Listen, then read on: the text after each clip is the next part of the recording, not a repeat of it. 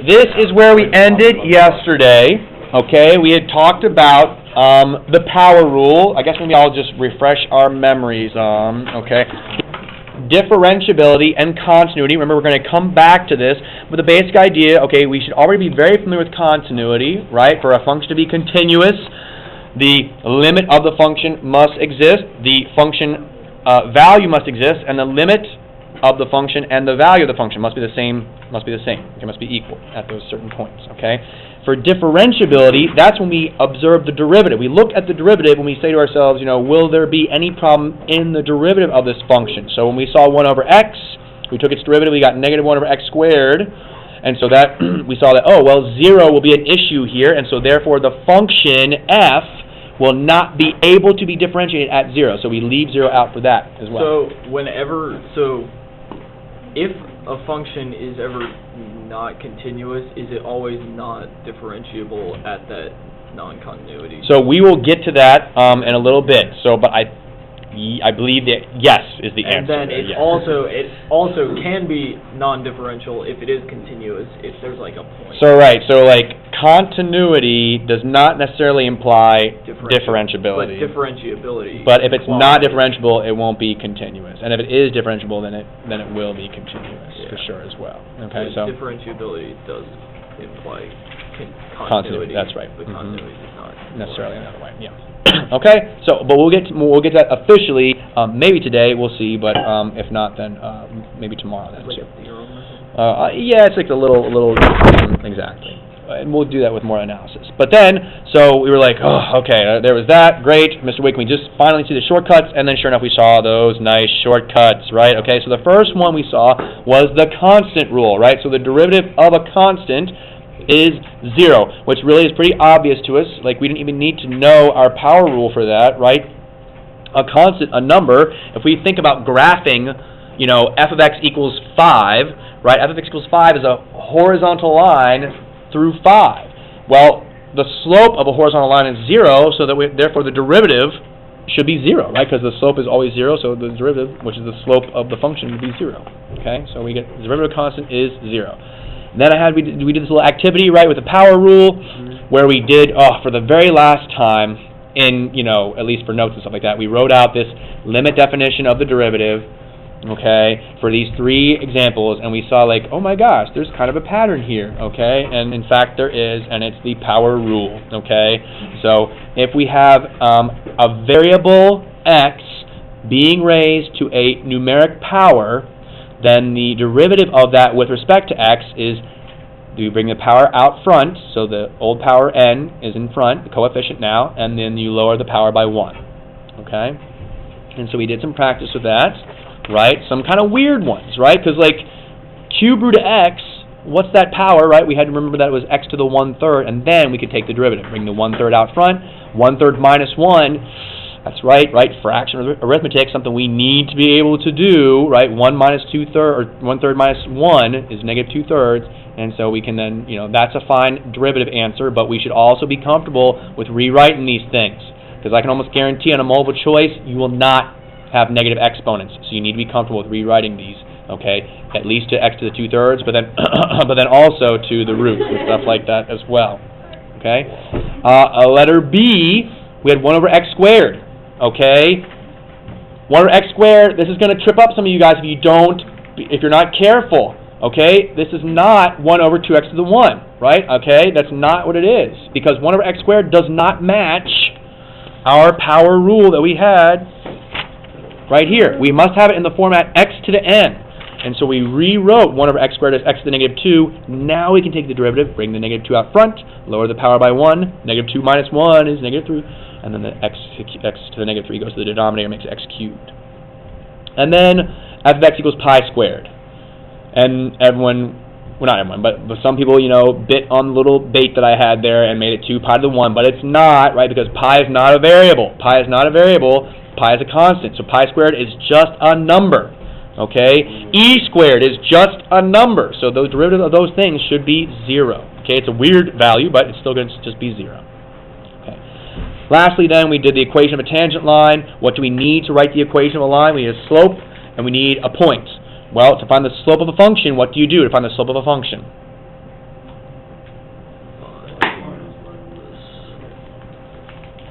Okay, so slope of a line, we use the slope formula, but for the slope of a function, derivative, we take the derivative.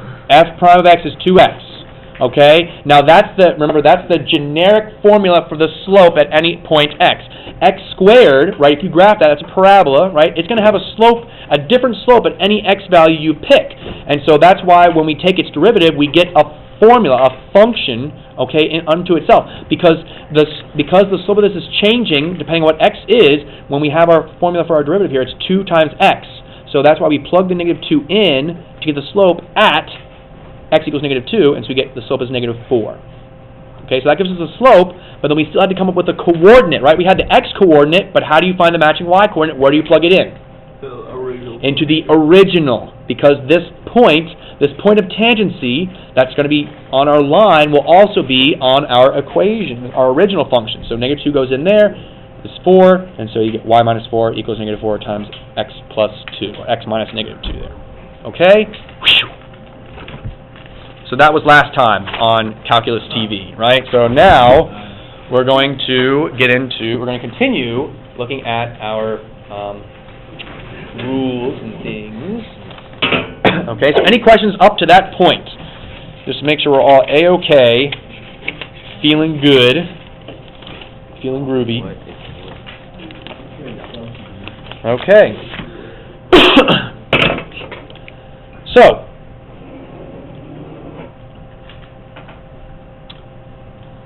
what if we have something like this, though? What if we have f of x equals 2x squared? Does this match our power rule? No. What's the problem here? Why can't we, if we're like being real precise and real, paying attention to detail, what's the problem here? Right? Well, I mean, there's a variable there's a number up front. There's a number out front. Isn't 2x squared the same as 2 parentheses? So let me get into that. So thus we need to come up with this rule here called the constant multiple rule. Okay? And it's nothing crazy. In fact, it's very intuitive, okay? I mean, what do we want to say? What do we want to say f prime is going to be here? Someone not from Miss Steinfeld's class, because you guys already know. But Brandon, what do you want to say the derivative is here? 4x, and how'd you get that? Well, because I know that 2x squared is 2 times x squared, and x squared by itself using the power rule. Yep. And then simplify. Yeah, so you bring the 2 out front, and there's already 2 there, so it's going to be 2 times the 2, making it 4, and you still lower the power by 1, so it's still going to be 4x. And Brandon, and Brian, is that what you're going to say too? Yeah, you guys are exactly right. It's what we want it to be, but we still want to have this rule there just to kind of make sure that it's always going to be true. So if f is a differentiable function,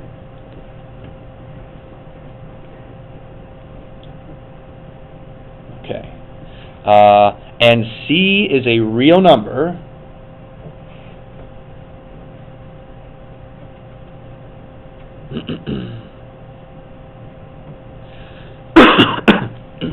then the derivative with respect to x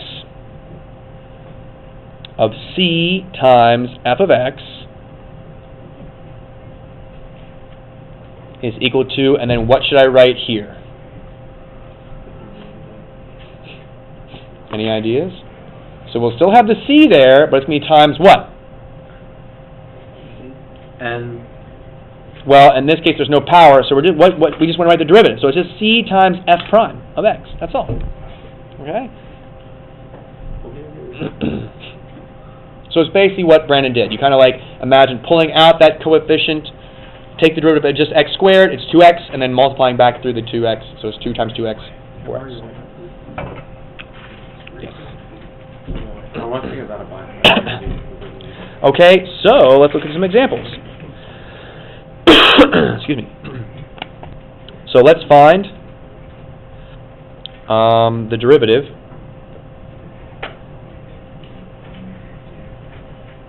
of each.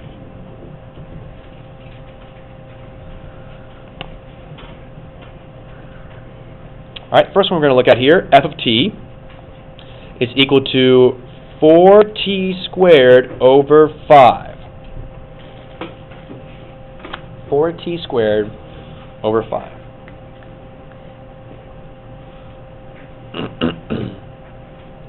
Okay.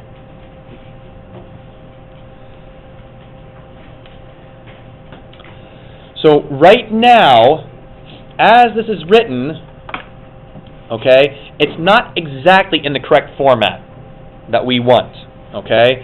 Because to use our constant multiple rule, it needs to be c times f of x, okay, or c times our function here. What is our constant? What is our coefficient here? 4/5. 4/5. We want to pull out the 4/5 here and really make this 4/5 t squared. Now it really fits. Okay, this fits what our kind of, our form is here. 4/5 times t squared. Okay. So we really want to rewrite that. Now, some of you guys, eventually might get comfortable enough where you don't have to rewrite it, but I recommend rewriting it to a format that we have. So coefficient, variable to a power. Okay, rewrite it coefficient and then times the variable to the power. It'll be easier for you when you then go to take the derivative, I promise. Okay, so it'll help you figure this out. Now, when we go to take the derivative here, ordinarily, right, for example here, we took the derivative with respect to x. It was the derivative of this thing with respect to x. Here, though, we don't have any x's in here. So we assume we're taking the derivative not with respect to x, but with respect to what variable? T, okay? And you might think, Mr. Wimmeyer, it seems kind of arbitrary. It's just whatever variable we have there, that's the derivative we're going to take with respect to. Later on, we're going to get to situations where there are more than one variable mixed in. And so it's going to matter which variable we're, differentiating with respect to, okay? Right now, it's always going to be one variable, so it's just whatever variable you see, that's the one we're taking the derivative with respect to. So in this case, we're taking the derivative with respect to t, so it's going to be f prime of t, taking the derivative of both sides with respect to t. And so we bring the 2 out front, 2 times 4/5. Okay, in fact, let me go ahead and just write this out very explicitly. So I'm going to leave the 4/5 times the 2t to the 1. Okay. You don't have to write it out this explicitly, right? But since we're just learning this, since we're taking baby steps, I don't want to give you guys too much solid food or you get sick, right? So we take some baby food, start out here, all right? I want you spitting up all over me.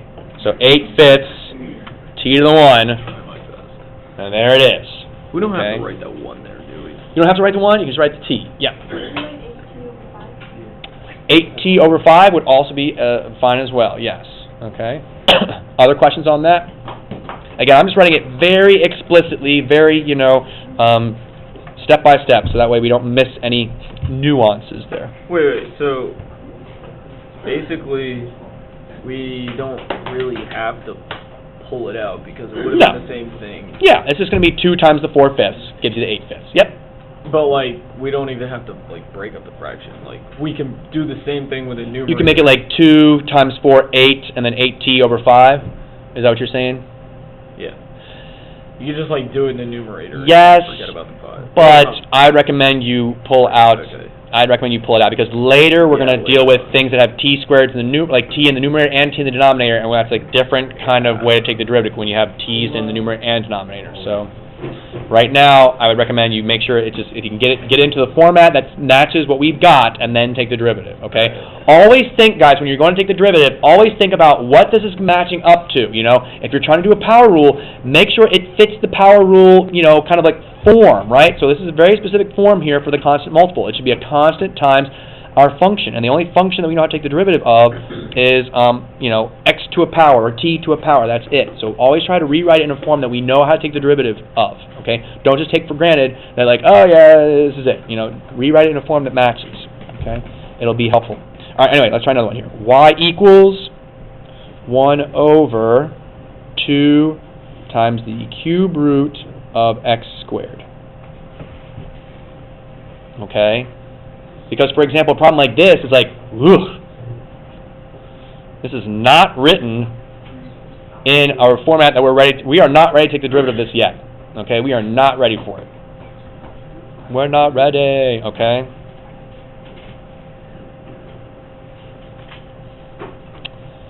So, how can we go about rewriting this into a format that we know? Well, I'm going to start by breaking up my fraction here. This is 1/2 times 1 over the cube root of x squared. Right? When you multiply fractions, you just multiply across the bottoms, multiply across the tops. So there's that. Okay. I'm going to leave the 1/2 How can we rewrite 1 over cube root of x squared?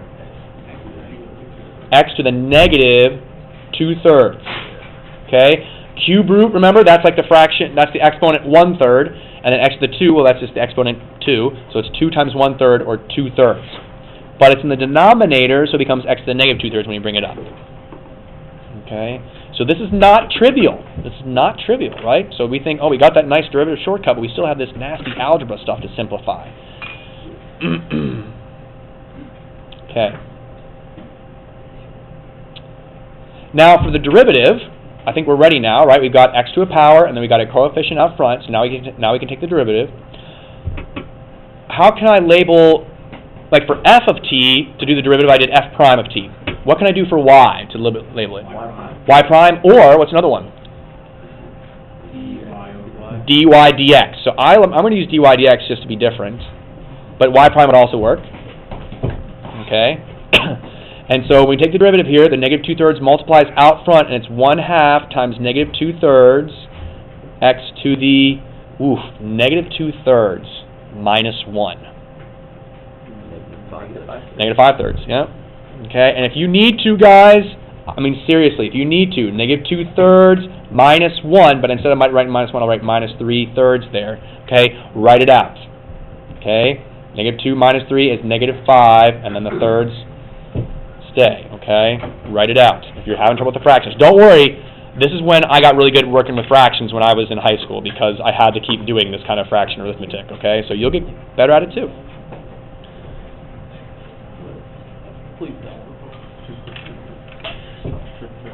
Okay, and so there's our derivative. You know, we can rewrite it if we want, negative 1 over 3 x to the 5/3 like that, and then we can rewrite that using the root. You know, it'd be like 3 times the cube root of x to the 5th. Wait. Right.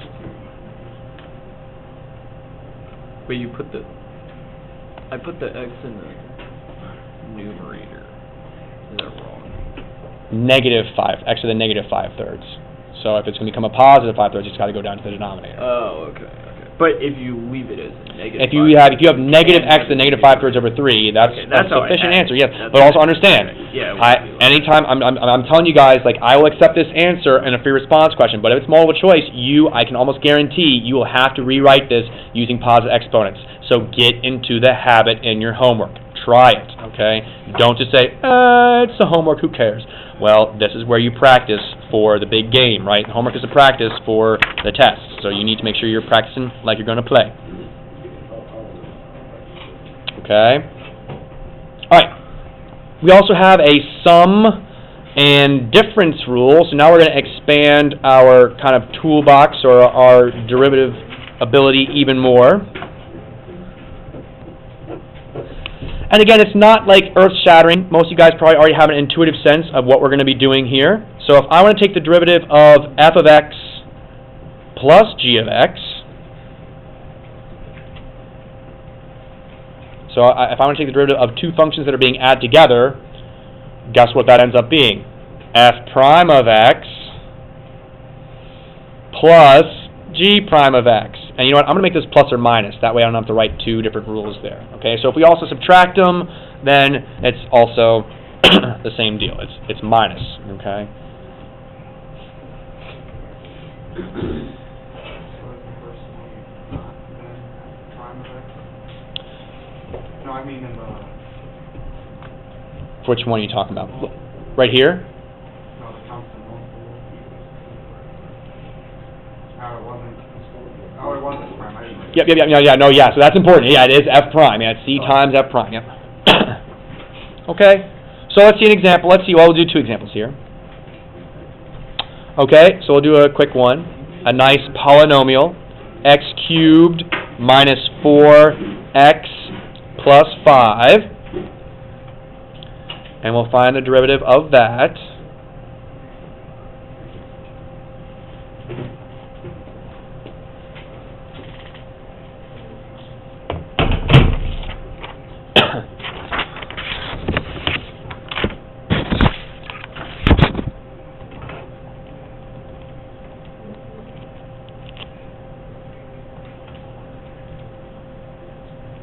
Okay, so Drew, do you want to tackle this one?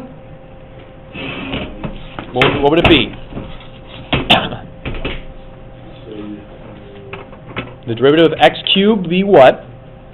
3x squared. Beautiful, 3x squared, good, minus the derivative of 4x.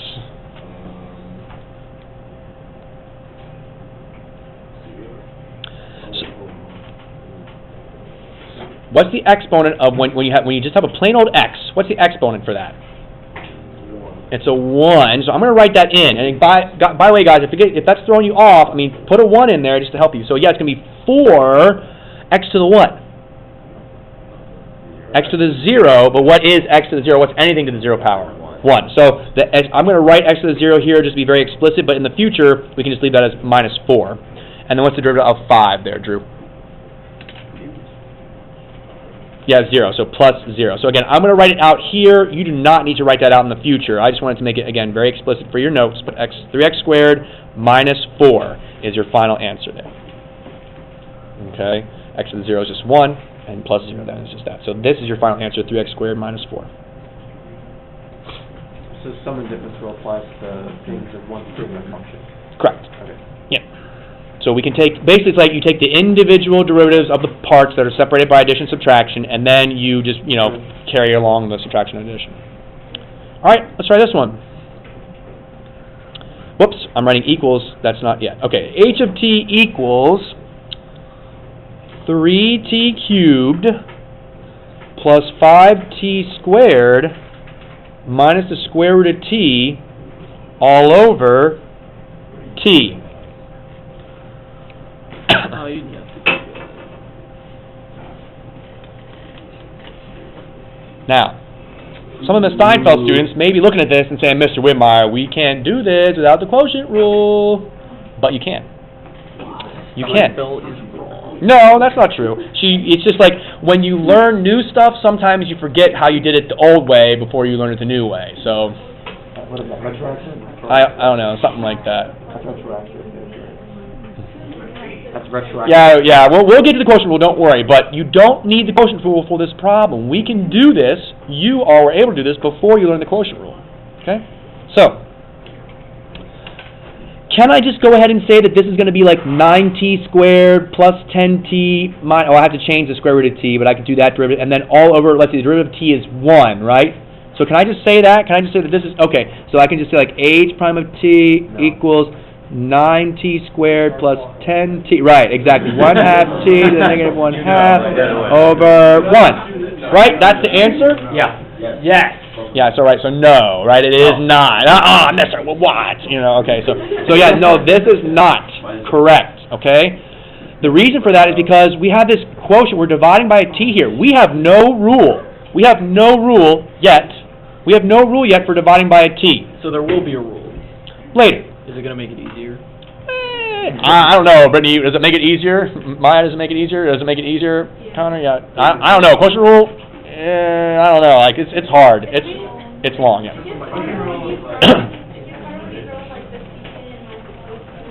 Right. Well, we don't have to do that.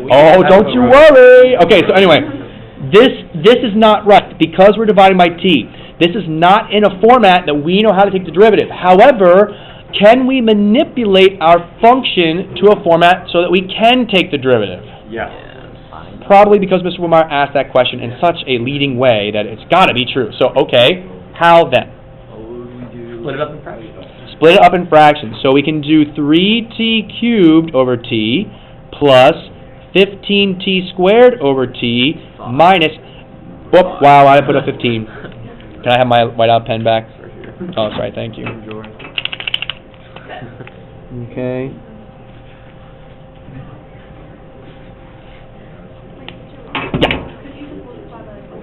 You can multiply by 1 over t if you wanted to, like distribute it. Yep. And then t to the 1 half, I'm going to go ahead and rewrite the square root over t as well.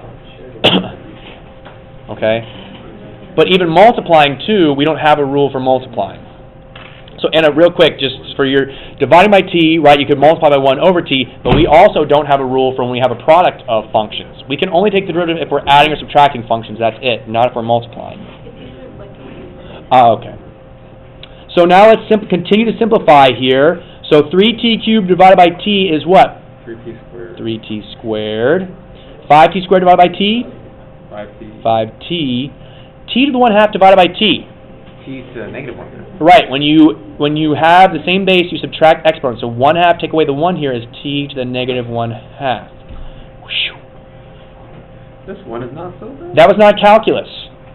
That was not calculus, right? That was all pre-calculus, maybe algebra 2. Okay, that was not calculus. Okay? That was harder than the calculus is going to be in this problem. Right? Because the calculus, now all we got to do, h prime of t is equal to. Okay, so let's see. I'm going to call on someone. Let's go to Anna. So Anna, derivative of 3t squared. What's that going to be? So the 2 comes out front, 6t, plus the derivative of 5t, Anna. 5. It's just 5. Very good. Okay, and then the derivative, and this is different, so but minus t to the negative 1/2. So what would the derivative be here? So the negative 1/2 has to come out front. So it's minus negative 1/2, so it becomes plus positive 1/2 t to the, and then what do we have to do to our old exponent? Not add 1. We always subtract. So taking away 1 from negative 1/2 leaves us with negative 3/2. Okay? Sorry, there you go. There you go. Okay? That is the derivative. Okay, I'm running out of space, so I'm not going to go ahead and change. But because it was a minus, the negative, and again, like little things like that, right? Be very careful. Don't lose your negatives. Okay? The calculus was the easy part there. Let that sink in, right? The calculus was the easy part. It was the pre-calculus, the algebra 2, that was the hard part, manipulating. So was the last part of that problem, the 1/2 t to the power greater than 3? So that's simplified of 1 over 2 root t cubed? So yeah, that'd be 2 times, the square root of t cubed. Okay. Okay, or, right, you can do it the opposite, you can do it the other way, you can do 1 over the square root of t quantity cubed. Either one is correct. They're both, sorry, you can't see it. They're both equal, though. Okay, questions on that so far? So I hope I drove the point home that we need to make sure that our function, before we take the derivative, the function has to match one of our rules that we have. Otherwise, you cannot take the derivative. Okay? All right, let me see here. I think we've now done all the ones I wanted to do there. Yes. Yeah, I might not. Okay, great. Moving on.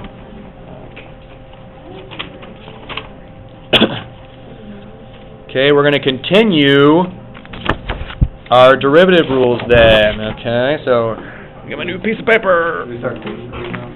No, Is there a multiplicative not yet. rule? What's that? Is there a multiplicative? There's a product rule as well, yeah. Product rule and quotient rule, yeah.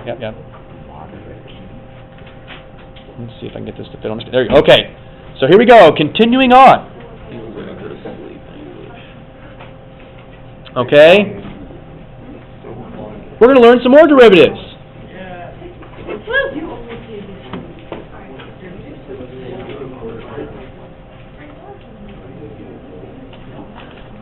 Derivatives of sine and cosine.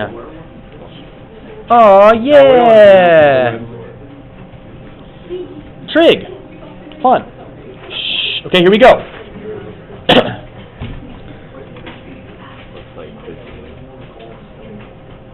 And in fact, we're going to kind of, I don't want to say like, we're not going to exactly derive, we're not going to come up with it on our own, but we're going to kind of, play around with it some. So, let's look at the graph of sine of x. We're going to sketch a quick graph.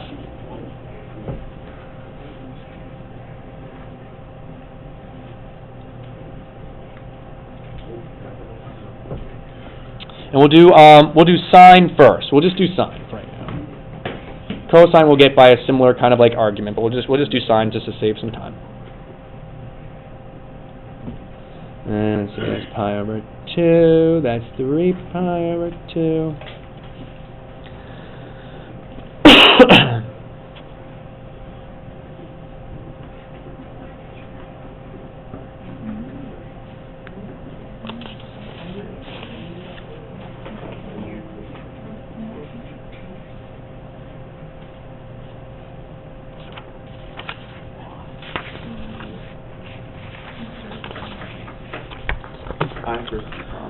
Okay, so let's see here. Sine of 0 is 0. Sine of pi over 2 is 1. Sine of pi is 0. Sine of 3 pi over 2 is negative 1. Sine of 2 pi is 0.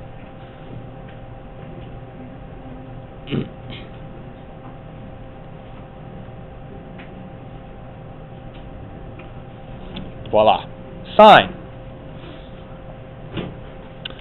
Now, let's try to come up with what f prime is going to equal. And we'll put a little blank there. And I'm going to put a little graph, and make sure your graph lines up with the sine graph. So let's see here. I'm going to like kind of draw your y-axis just below the other y-axis. Draw where pi is just below the other pi. Draw below pi over 2. 3 pi over 2. Make sure they line up nice and neat. And draw 2 pi.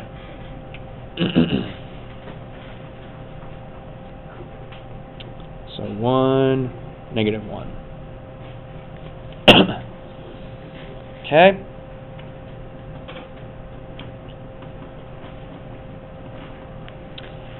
All right. So this is going to be a little tricky. A little bit, or a lot of it. But we actually can figure this out a little bit here. Okay, so let's look at sine. Oh, actually, I'll wait for you guys to get all set up here because I still see people drawing and stuff. So let's get this set up. I'm too fast? Sorry. Too fast, 5 me. I'll slow down.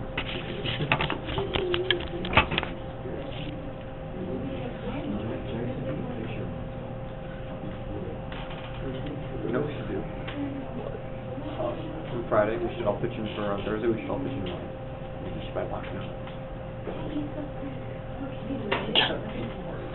Pitch time. Sure, 2:15. We'll get some pizza. It'll be great. No, I'll do it seriously. We all bring Just during class. I'll bring like $4, and then you go buy some donuts. I'll go back. I'll lead class and just let you guys chill, and then we'll get some donuts. Oh, right. I'll the agent of a donut. And then you eat it. Yeah, kind of like the arc length of your like crust or whatever. Yeah. I'll teach the class calculus while you guys. Will you? I will. Wow, I don't know why I'm even up here. I should have you sitting here. All right, are we all copied now? Yes? Well, you'll even have the high period tomorrow. Okay, good. On with the show. So look at the graph of sine. Obviously, we're only looking at sine from 0 to 2 pi. If we want to graph its derivative, though, remember that's what is the derivative graph? The derivative uses the same x values, but instead of graphing the y value, it graphs the slope, the value of the slope at a particular point. So, for example, at pi over 2, what is the slope of sine at pi over 2? 0. So at pi over 2, in our derivative, the value of the derivative should be 0. So I'm going to put a point there. Pi over 2, we should have a value of 0, because that's the slope of our original function at pi over 2. Okay, let's look at 3 pi over 2. What's the slope of sine at 3 pi over 2? 0 as well. So at 3 pi over 2, we have a coordinate at 0. All right, so those are the easy ones because they're the zeros, right? But let's look at 0, for example. Now, obviously, we know that sine continues on, so we can kind of imagine the derivative here. Yes, I know if it stopped, if it just had a point, the derivative would not exist, but we know it continues on. What might the slope be here at 0? 1. So it's definitely going to be a positive slope, right? Because it's increasing. But yeah, I would say positive 1 is probably a good guess there, right? Looks like it's going up 1, left 1, you know, exactly. So, at 0, we're going to have a positive 1. But our graph isn't to scale. It don't matter. Okay? And then at pi, what does it look like the slope at pi is going to be? Yeah, pi negative 1. So pi is negative 1, okay. In our derivative. And then at 2 pi, what's our slope going to be? 1, yeah, a positive 1 looks like. Okay, well, we got enough dots here. Let's just kind of connect the dots and see what happens. Oh my goodness. Okay, not bad, yeah, make it look curvy, yeah, okay. Whoa, what is that? That's a cosine graph. Whoa, it's a cosine. Oh my goodness. What? Okay, so that's the answer, yeah, that's it, okay. So, the derivative with respect to x of the sine of x is just cosine. Wait, okay, so when I said that the graph isn't like to a 1-to-1 scale, Yes. does that just like not matter? What do you mean it's not to a 1-to-1 scale? Like, so we're looking at, we've judged that the slope was 1 because we're assuming that it's like a square like a square one-to-one graph, like Your imagination. Yes, I see what you're saying, and you're right. It's not square. You're right, but it does in fact. I mean, the slope at that is It is 1. actually It is 1. one. It is actually 1. Yes. But at least we can convince ourselves it's positive. yeah. You know. Yeah. So yeah. But you're right. I hear what you're saying. Okay. You're exactly right. The analysis was a little fuzzy, but that's because we're just trying to get an idea there. Shh. Okay. Now, derivative of sine is cosine. Derivative of cosine, negative sine. Okay, this is going to mess you up. This little negative here is going to mess you up. Okay, because it's like, oh yeah, sine goes to cosine, cosine goes to negative sine. What? So you have to remember that cosine goes to negative sine. Okay, do not forget that. You're going to get it mixed up if you don't, make sure you memorize it. Basically, okay. And sadly, that's what it's got to be. Okay, derivative of sine is cosine. Derivative of cosine is negative sine. Yes.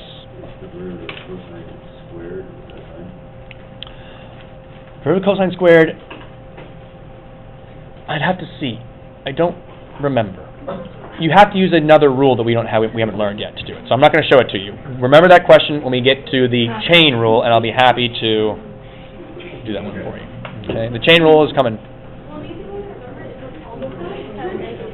That's right. So Brittany pointed out something correct here. When it comes to trig functions, we'll learn the other ones. Don't you worry. We're going to learn the other trig functions. Okay, not today. But when you take the derivative of a trig function that starts with a c, any of the co-trig functions, so derivative of cosine, derivative of cosecant, derivative of cotangent, all their answers will have a negative in front. And whereas the derivative of sine, derivative of secant, derivative of tangent will have positive derivatives. So anyway. Not exactly, unfortunately. They're close, but yeah, this is the only one that works out this nice. Okay. So let's try some problems.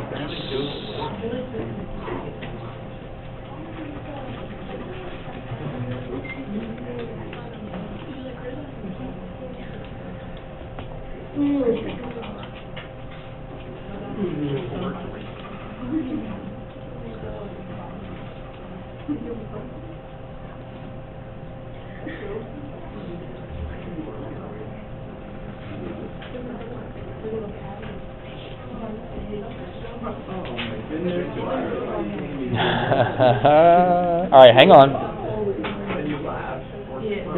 I do laugh. I do. Okay. So don't start working just yet. I wanna talk about this problem. Okay. Don't start working. I mean, write it down, obviously, please. Okay. Start to panic a little bit if you want to. Okay, but don't. Okay.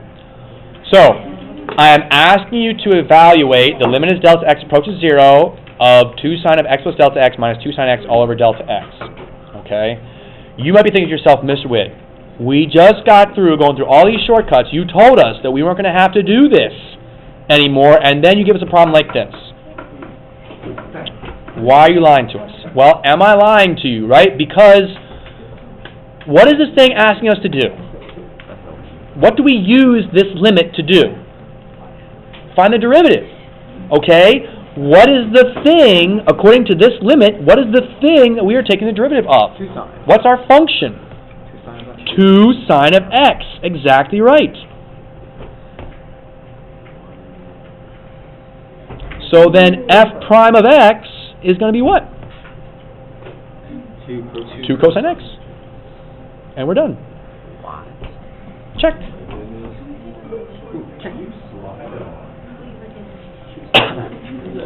Okay. This is what you will see on the AP test. This is what you'll see on the AP So test. they're going to try to be like, As a multiple choice question, I can almost guarantee you will see one on the AP test like this. It will be set up as a limit. Probably a limit that you can't evaluate. We don't. If we actually had to evaluate this using limits, we would be done because we don't know how to evaluate that. But they are not expecting you. It's important. Listen up, please. Listen up now. They are not expecting you to evaluate this limit. No. They want you to recognize this for what it is. This is it's asking you to take the derivative of what function? It's right there, 2 sine x. And so they just want you to find the derivative. That's it. Okay? So that's why we went through all that time having you guys set these up, so that way you would be able to read them, pull out the important piece of information that the function here is 2 sine x, and then just take the derivative, using our normal derivative rules, not this limit stuff. Okay? So, let's try another one.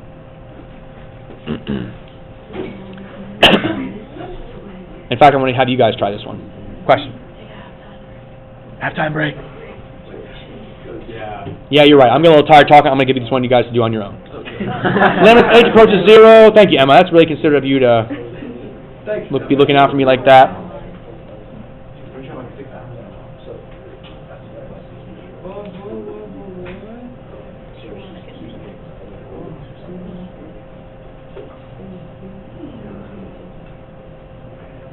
Oops.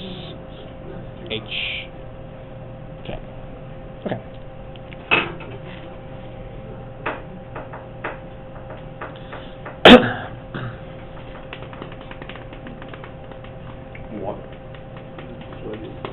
So, try to pull out what the function is here. What the function that we're trying to take the derivative of, okay? Gotta get off your phone. What the function? What's the function?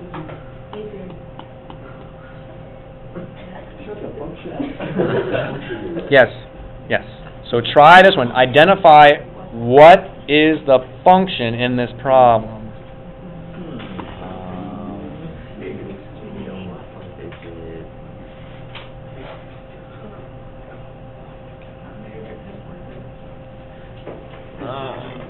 Okay. So we just want to do this one together then, maybe? How do you tell what the function is? Well, look at the previous one. How do we figure out what that one was? Well, I don't even know. I had -2 X squared plus cosine x. It's close. It's not x squared plus cosine x. It's x squared minus cosine x. Because the negative was distributed. Exactly right. Now, for those of you who are still a little lost, let me write something up here. Remember our original limit definition of the derivative is limit as h approaches 0 or limit as delta x. In this case it's h, so I'm going to use h. Limit as h approaches 0 of f of x plus h minus f of x all over h. You have to like unfoil it. So if we want to know what our original function is, where should I look? F of x. Minus f of x. So here it's minus though, but you notice the minus has been distributed because there's no parentheses here. Here there is just one term, so the function was what was next to the minus. But here the minus sign was distributed. So if you imagine undistributing it, it would be minus the quantity x squared minus cosine x. That would then distribute to become this. Okay, again, this is what you will see on the AP test. You are not expected to actually evaluate that. You are just expected to then come up with what the derivative is. Okay, so you pull the function information out, and then you take the derivative. Okay. And so, Tyler, what will the derivative of x squared minus cosine x be? 2x, and then the derivative of cosine is what? Negative, so it's minus negative sign, so it becomes plus. Sine of x. There it is. Okay. If you see this on a test, if you see this on a quiz, okay, you may use this little shortcut here. Unless it says to evaluate, well, let me see here. What am I going to say? Unless it says to use the limit definition of the derivative. If the directions say use the limit definition of the derivative, then you need to actually simplify this out. But if it just says evaluate, you can use the shortcut. Okay? That is what is up. Okay. Moving on. Another derivative we need to know. Yeah, you could just to check yourself before you wreck yourself.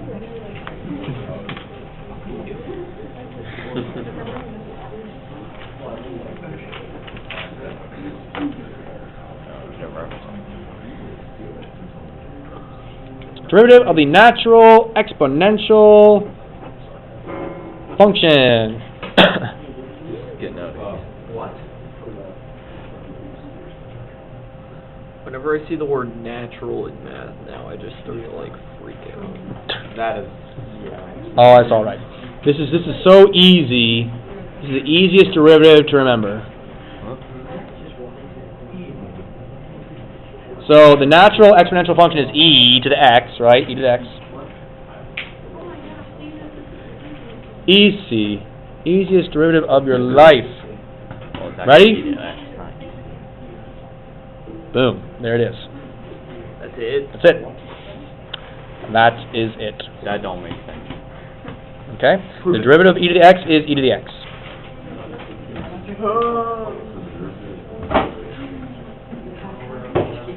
It is its own derivative. Oh, because It's its own derivative. Okay? So, let's again do some examples here. That's the last new derivative rule we're going to learn today, so that's good. that means Find the derivative. Wait, we're waving the white flag. What's the matter? What's the matter, Emma? I surrender. I tap out. That's right. No, I got it. I see what you're saying. I thought you were fanning yourself. Actually, I thought you were fanning yourself at first. Like, oh, it's a hot. I got a case of the vapors. What? I do declare I have a case of the vapors. That's what I thought. Emma some Southern Belle. yeah. Mm-hmm.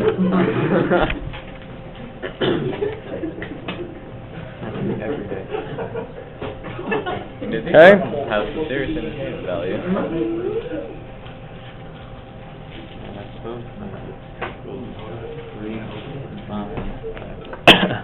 Oh, e to the x. That's easy peasy. The first one. Easiest problem of my life. No, that's not the easiest. That's the easiest, but easiest problem of my life. It got done. Over. GG. GGWP. So, it would be. Okay, so let's go to Ryan. F prime of x. Taking the derivative here with respect to x. Derivative of 3 cosine is what? -3 sine. -3 sine of x. Minus e to the x. Minus e to the x. Voila. Easy peasy. Okay. Okay, let's try another one. Any questions on that? Well, why am I doing B when I said 1 first? 2. 1, 2. 1B. Theta. Just start changing letters up. Okay. Roman numeral 1. G of x. Try another one here.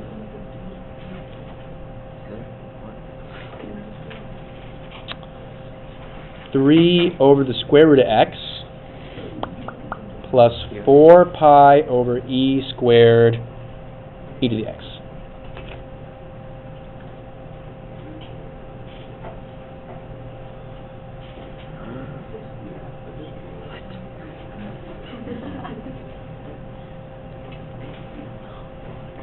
What?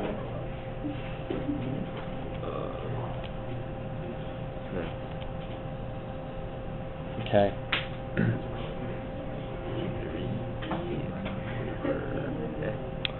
So, are we ready at this point to take the derivative with the way it's written? Yeah, no, not yet. Jack, how do I need to rewrite this before I can take the derivative here? Yeah, very good. 3 times x to the negative 1/2, right? That the square root symbol is useless to us when it comes to taking the derivative. You have to rewrite that as a numeric exponent, and then making it to the negative 1/2 is a great idea too. Yep. How about, do we need to rewrite this one at all? Nah, you're right. Okay, so g prime of x is going to equal, let's go to Josh. So, 3x to the negative 1/2, what's the derivative of that going to be? I can scoot it up some here. What do we do? So the negative 1/2, negative 3/2, and we lower our power by 1, so negative 1/2 minus 1, negative 3/2, okay, plus, And then this mess out front here, It's a constant. it's just a constant. We treat it like it's a coefficient. So what's the derivative of this? It's just the same thing. It's the same thing. This is just a coefficient. We can treat that like it's 2 or 3, right? Or 10. It's just a number. 4 pi over e squared is just a number, and then derivative of e to the x is just e to the x. So there it is. Bam. Blammo. Okay, that's all there is to that. Skadoosh. Skadoosh indeed. Boom goes time. Yes. Yes. We're all being recorded. I am. Skadoosh. Big brother. I record every day, Anna. I record every day. Is it just like an audio recording, or is it like? No, it's also what's going on underneath here. So hi, all my YouTube single one digits of fans. Like and subscribe. Click. Do I? Your point. Click here to like and subscribe. That's right. Click here to follow me on Twitter. Click here to look at my Instagram. Click here to check out my Facebook. Leave a comment in the section below. Anyway, all right. Yeah, you're gonna have like 50 views on that comment. Right, like, oh my gosh. That was like 50 minutes in. I'm gonna follow my brother. All right. More problems, because we can. I got 9 Calculus ain't one. All right, determine the points. Now we're gonna do some like actual like application. Peter mine. Petermine. Determine the points Problem in calculus. on the curve in which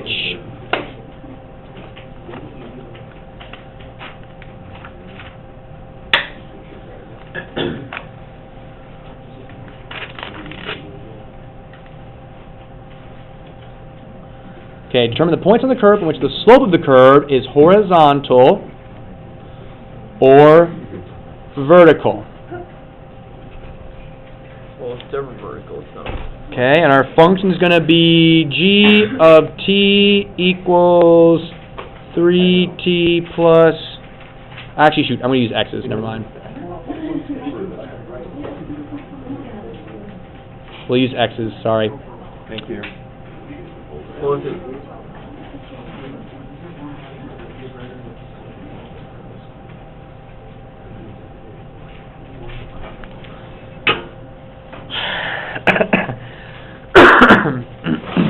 Okay.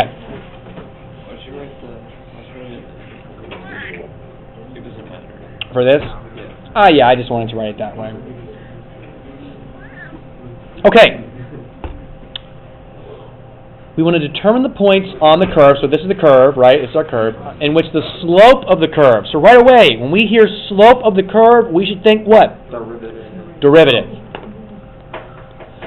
So instead of saying in which the slope of the curve is horizontal or vertical, okay, if a slope is horizontal, what does that mean its value is going to be?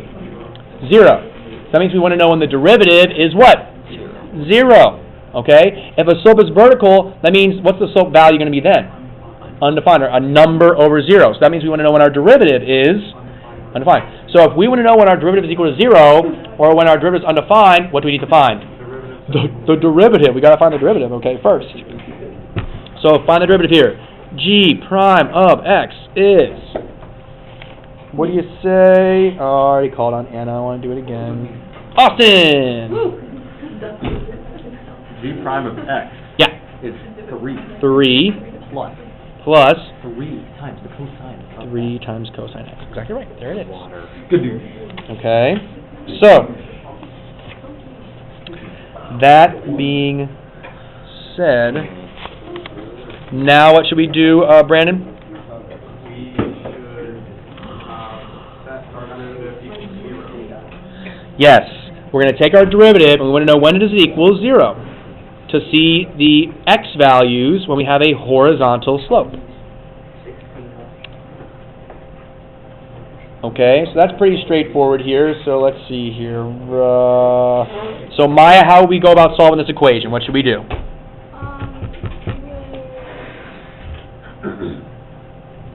To solve... Okay, we can factor out a 3, sure. What? We can do it this way. Take it back. And then what?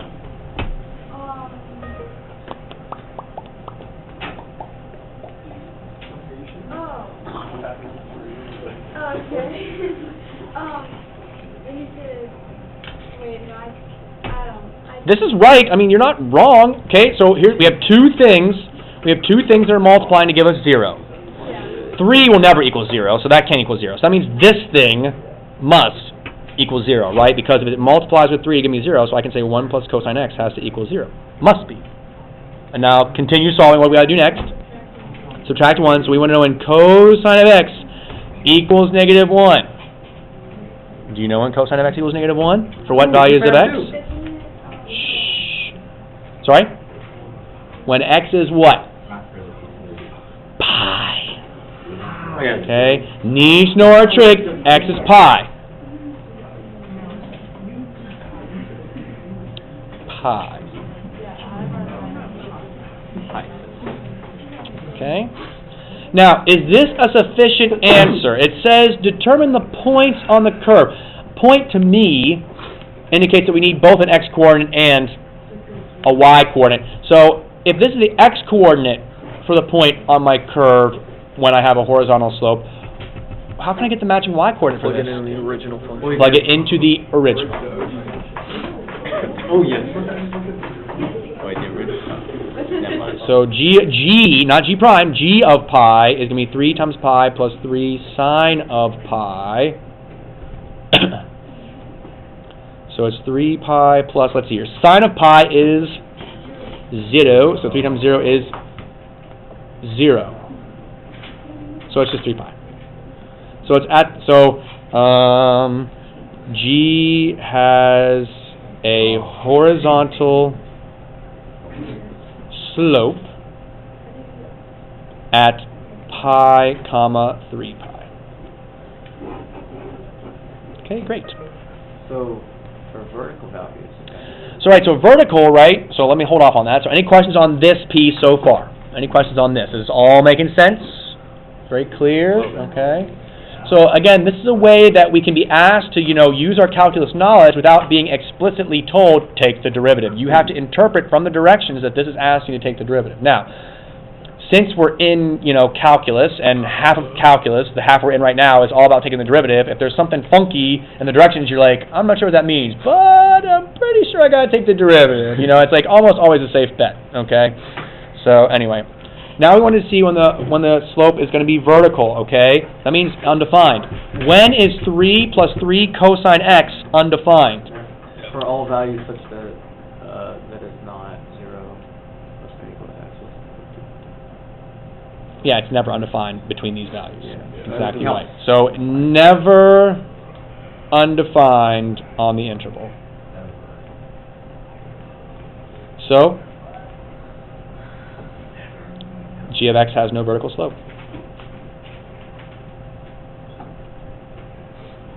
Which, we kind of can, we believe that because if you imagine what this would, potentially look like, well, if we were to graph it, we would see that there'd be no real, vertical. Say G following the first one and then G you said G as Oh, I could say the same thing here. Yeah, they're interchangeable because you're talking about the same thing.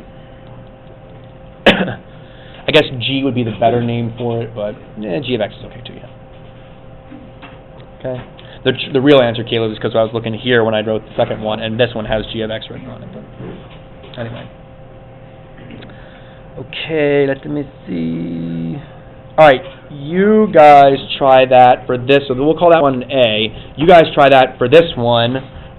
G of x is equal to now 6 cube root of x minus 5.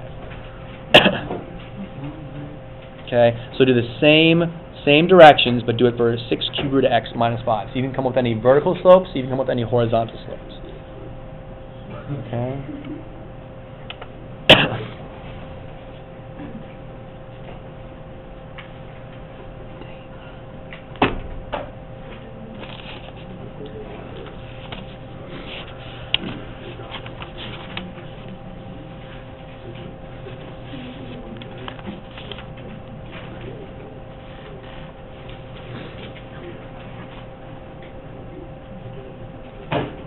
We'll have one more example after this, and then we'll get started on our homework. Yeah, and then that's, Emily feeling pretty good. That was feeling good.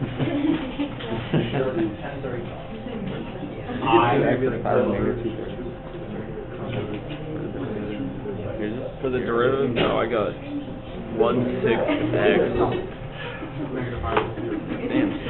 to the negative 5/6. Because look, wouldn't this just be x to the 1/6? No, if it's a cube root, it's x. Oh, I totally. Boy. I totally just wrote the problem wrong. We got a note here. I don't know if it's appropriate. Not appropriate? It's for your eyes only, apparently. Turn on the overhead. Dear Mr. Witt, This is what happens. I love math. Math is my favorite subject. This is what you do. Can we do more problems all the way up to the bell, please? I don't want time to work on my homework. Please, can you give us some harder problems to work on our own? Sincerely, Emma. P.S. This is really Emma. Yes, what does that mean? This is what gets done in this class. You know, actually. Thanks, Emma. So yep, we'll do it. Harder questions, for sure. Yeah.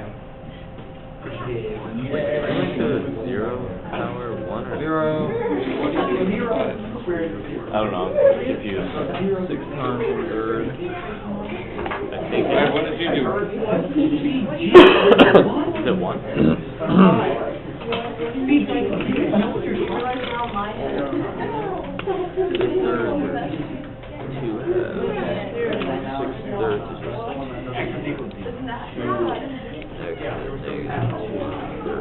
Yeah, I got 2 x to the 2 thirds. I just wanted to know, is there zero in the problem?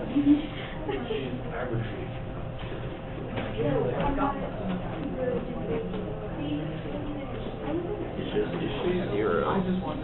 Yeah. Cube 0 equals 0. What's up the x?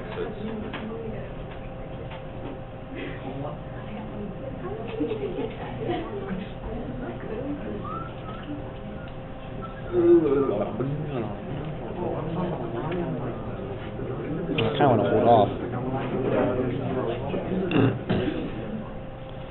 Okay, so there's your derivative. Everyone should have gotten 2 over the cube root of x squared, or 2x to the negative 2/3 if you left it as the negative exponents. So this is a constant. The derivative of a constant is 0. Also, you can think of it this way too, Mac, right? We could put an x here next to it. We put an x to the 0, right? Because x to the 0 is just 1. So like adding that in is okay. And then if when you take the derivative, well, so like, yeah, all from here to here, I didn't take the derivative. I just rewrote the cube root as to the 1/3 power, right? Then I took the derivative, and the derivative of a number is 0. It goes away. What did you say vertical? It wouldn't be anything. Okay, so there's the derivative. Okay, now, setting the derivative equal to 0, right, trying to see where we have horizontal slopes. When does this equal 0? For what x value? 0. No, you can't say that. Doesn't equal 0 when x is 0. It's undefined. That's different. Oh, they'll never equal 0. Never equals 0. A fraction, which is what we have here, right? We have a fraction. It's a messy fraction. It's yucky, right? But it's a fraction. A fraction only can equal 0 when what part of the fraction equals 0? The numerator. 2 never equals 0, so this thing cannot equal 0. So G has no horizontal slopes So in this case. you have to write it out as a fraction. You can't just leave it as, well, Even if you do. Even if you do, yeah, you still can't solve it though. It still won't work. You still won't be able to solve it. You still won't get x equals 0. So, or if you do get x equals 0, it's because it's undefined. Okay. Now, will the derivative ever be undefined? Yes. For what x value? 0. So G has a vertical slope at x equals 0. Okay. A fraction is only undefined when the denominator is equal to 0, and not the numerator, right? If the numerator and denominator is 0, that's an indeterminate form. That's where we have to try and like factor stuff out or something like that. So there are two answers. So that's 0, -5 is the point. Sorry, yes. 0, -5 then is the coordinate. When you plug the x coordinate, x equals 0 back here and here, cube root is 0, 0, times 6 is 0, minus 5 is -5. So 0, -5. Do you need the pointer, or do we just say x equals 0? The directions did say determine the point, so you know, getting the coordinate there, it's not a bad thing. Okay, you won't lose Wait, points so on the y coordinate. unless The you do it vertical is at 0, -5. Why isn't that the... because this x value of 0 makes the derivative undefined, which is indicating a vertical slope. The -5 comes from plugging the 0 back into the original, because that's the matching Yeah, y yeah. coordinate. I just got that from my horizontal. Okay. All right, one more problem, and then we are done. Emma's like, finally. Finally. We can get to some hard problems. That's what she's really saying. Finally, hard problem time now. Okay, good. Last one.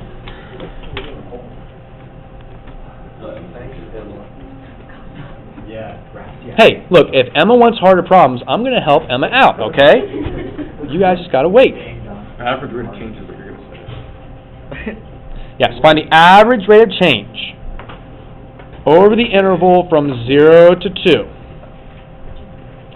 of h of x equal to x squared plus e to the x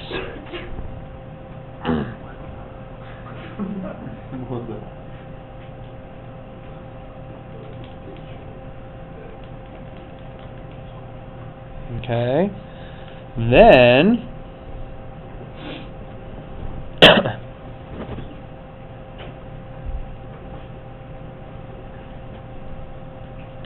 find the instantaneous rate of change, and this is just practice with kind of like understanding our vocabulary. Instantaneous rate of change at each of the endpoints of the interval. Who keeps losing all this information? I know, right?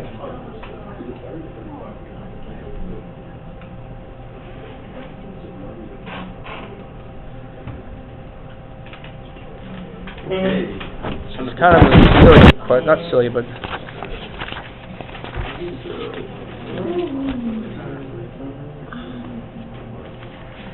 okay. So average rate of change.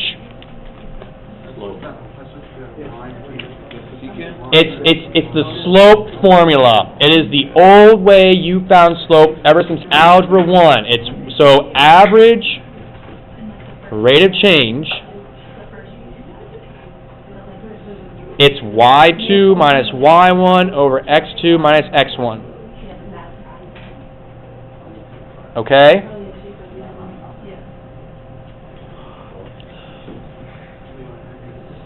Do we know any of these numbers that go in the slope formula? We have x values for x. We have x values.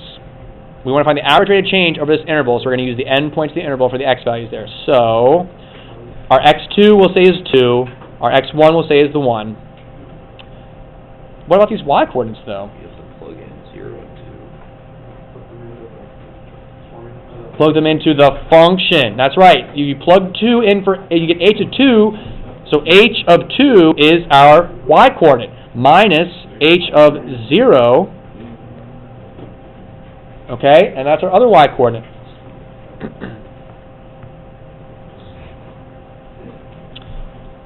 So let's see here, h of 2 is going to be 2 squared, so that's 4, minus e to the 2, right? H of 2 is 4 minus, so this is like all... Is it plus? H of 2, oh, it's plus, sorry, thank you, plus. All right, 4 plus e squared, minus the quantity, and let's see, 0 squared is 0, plus e to the 0. What's e to the 0? 1, so 0 plus 1 is 1. So this is h of 0, all over 2. Can you go over to h to the 0 handles real quick? How I got it? Specifically the first one. This right here? Never mind, I saw that. You got it? Okay. I was using the 2 from before. Oh, okay. And that's why. h of 2, it gives you the 4 plus e squared, and then 0 plugged in gives you the 1. Okay? All right, great. Now we can simplify just a little bit, right?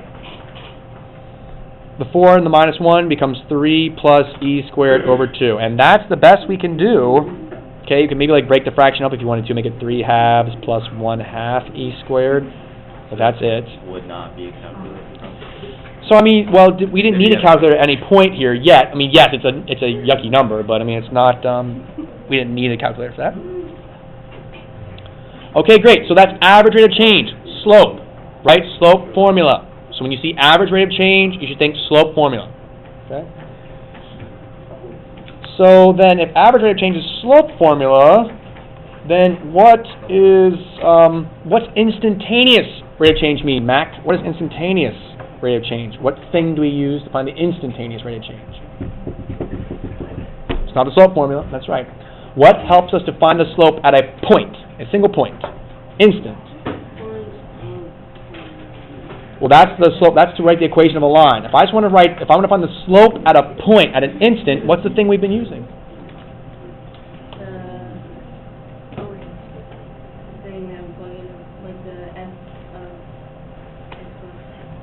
Yes, the derivative. Yeah, it's a derivative. Yep, it's the derivative formula, okay? But we obviously don't have to use the limit because we know the derivative rules. So we just take the derivative here. So can you tell me here, Mac, what is the derivative? What's h prime of x going to be? What's the derivative of x squared? 2x. And the derivative of e to the x? E to the x. That's it. And we want to find the instantaneous rate of change at each of the endpoints.